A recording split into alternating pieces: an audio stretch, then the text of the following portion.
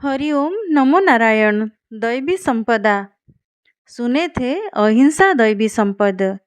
अब सुनेंगे 11 दैवी संपद सत्य। महाभारत के भगवान के अनंत भक्त भीष्म पितामह विष्णु सहस्रनाम गा के स्तुति किए थे। श्री विष्णु सहस्रनाम महाभारत के 82वें अनुशासनिक पर्व में भीष्म युधिष्ठिर संवाद में उल्लेखित है। इसमें भगवान के अनेक अनेक नाम में सत्य शब्द को बोला गया है। यथा सत्य सत, सत्कर्ता, सत्पथाचार, सत्यमेधा, सत्पराक्रम, सत्यधर्मा, सद्गति, सतनिवास, सत्यवान इत्यादि। सत्य शब्द को विभिन्न अर्थ में यहाँ जोड़ा गया है, कारण ईश्वर केवल सत्य ही है। श्रुति के कहने अनुसार सत्यस्य सत्यमिति प्राणा वै सत्यम तेषामेष सत्यम, अर्थात प्राण सत्य। इसीलिए हम परमात्मा को आत्मा सहित अनुसंधान करते हैं। जो व्यष्टि में वो समष्टि में है, वही सत्य पराक्रम ईश्वर मत्स्य, कूर्म, वराह, नृसिंह, वामन, परशुराम, राम, कृष्ण इत्यादि रूप में प्रकटित है। वो केवल सत्य सनातन है। परित्राणाय साधूनां विनाशाय च दुष्कृतम, जिसके अवतरण के एक उद्देश्य जन कल्याण होता है, वही सत्य हो सकते हैं। वो सार्वभौम, सार्वजनिक, सर्वदेशीय, एकमात्र अविच्छिन्न अपरिमेय तत्व है। ये समग्र संसार ईश्वर के द्वारा गठन हुआ है। श्रुति कथन में है स्वजातीय विजातीय स्वगत भेदरहिता अनुभूति ही सत्ता एकमेव अद्वितीयम, अर्थात जो एकम एव है एवं जिसके बिना द्वितीय कुछ है ही नहीं, जो स्वजातीय विजातीय तथा स्वगत भेद से रहित है और सत्य भी है। दैवी संपदा प्रारंभ अभय से हुआ है। इस दैवी संपदा में 26 गुण बताया गया है, पर ये सब गुणों के आगे या पीछे जैसे अभय नारायण, अहिंसा नारायण, त्याग नारायण आदि लिखा गया या बोला गया देखने को नहीं मिलता। किंतु सत्य संपद के आगे सत्य नारायण सुनने को मिलता है। सत्य नारायण के कथा में 5वें अध्याय में सत्य को अधिक गुरुत्व दिया गया है। सत्य सबसे बड़ा तप है। सत्य एक ऐसा अस्त्र है जिसके द्वारा ईश्वरानुग्रह प्राप्त हो सकता है। भागवत में कृष्ण भगवान को सत्य स्वरूप बोला गया है। श्रुति में है सत्यमेव जयते, सत्य का जय होता है। पर सत्य का कब जय होता है? जब उसका अनुशीलन परिशीलन होता है तो जय होता है।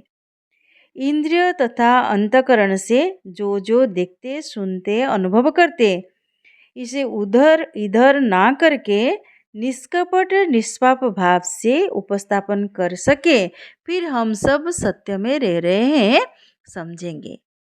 महर्षि पतंजलि योग दर्शन में सत्य के व्याख्या करके कहा गया है सत्य प्रतिष्ठायाम क्रियाफलाश्रयत्वम। जिस योगी को सत्य की सिद्धि प्राप्त हुआ है अथवा जिसके वाणी में असत्य कभी भी स्थान नहीं पाया, उस योगी के वाणी अमोघ हो जाता है, अर्थात जो बोले वही हो जाता है।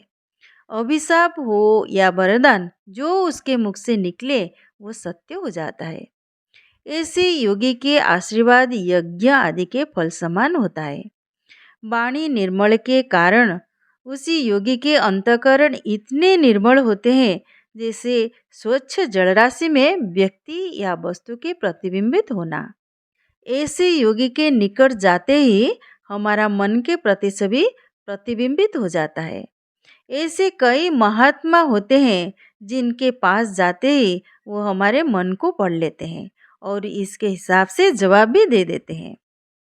ये विषय के ऊपर स्वामी आध्यात्मानंद जी महाराज अपने अनुभूति में लिखे हैं वो जब शिवानंद आश्रम में युव सन्यासी थे, आश्रम के उत्सव आदि अनेक सेवा देने के समय में कोई भी समस्या में पड़ जाते थे तो उनके कहने से पहले गुरु महाराज पास बुला के उनको समस्या के समाधान कैसे होगा बता देते थे। सौराष्ट्र के सुप्रसिद्ध संत पूज्य संपूर्णानंद बापू सर्वदा बोलते थे, 40 वर्ष मौन रहने के बाद लोगों के विचार मुझे अपने आप पता चल जाता था। साधना के वक्त दिगंबर रहने के कारण लोग पत्थर फेंकते थे, अभी पैसा फेंक रहे हैं। सत्य की महिमा बखान करके बोला गया है, नास्ति सत्यात् परो धर्मो नानुर्तात पातकम महत, अर्थात सत्य से कोई धर्म बड़ा नहीं। उपनिषद शिक्षा बल्लरी में है, सत्यम वद धर्मम चर, सत्य का पालन ही धर्म है।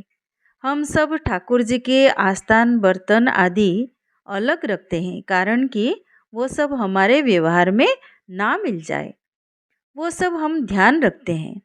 गुरु के आसन भी अलग रखते हैं, उस आसन में हम कभी खुद नहीं बैठते कि किसी को बैठने नहीं देते। तो फिर जेव्हा सरस्वती माँ के आसन है, उसमें हमको झूठ बोलना नहीं, सत्य वाचन करना आवश्यक। गीता में है, विद्या विनय संपन्ने ब्राह्मणे गविहस्तिनी शुनि चैव शोपाके च पंडित समदर्शिनः, अर्थात ज्ञानी जन और विनम्रता से युक्त व्यक्ति समान रूप से विद्वान ब्राह्मण, गाय, हाथी, कुत्ते और चांडाल को देखता है। पर ज्ञानी जन विनम्र व्यक्ति उसी को कहा जाता है जो सत्य में प्रतिष्ठित रहे। योगी जन समग्र जड़ चेतन में सुख दुख में समभाव में रह सकता है, क्योंकि उसको अनुभूति हो चुका है, एकम सत्य विप्राह बहुधा वदन्ति, अर्थात सत्य एक है, सत्य का परिचय विभिन्न रूप में होता है। इसीलिए सत्य के उपासना प्रत्यक्ष ईश्वर के उपासना है। आगे 12 दैवी संपद अक्रोध सुनेंगे। आप लोग सब्सक्राइब करें या ना करें, लाइक कमेंट करें या ना करें, मुझे वीडियो डालना है, क्योंकि ये गुरु के प्रसाद है। प्रसाद को सबके पास पहुंचाने के प्रयास करना मेरी कर्तव्य है। हरिओम, नमो नारायण।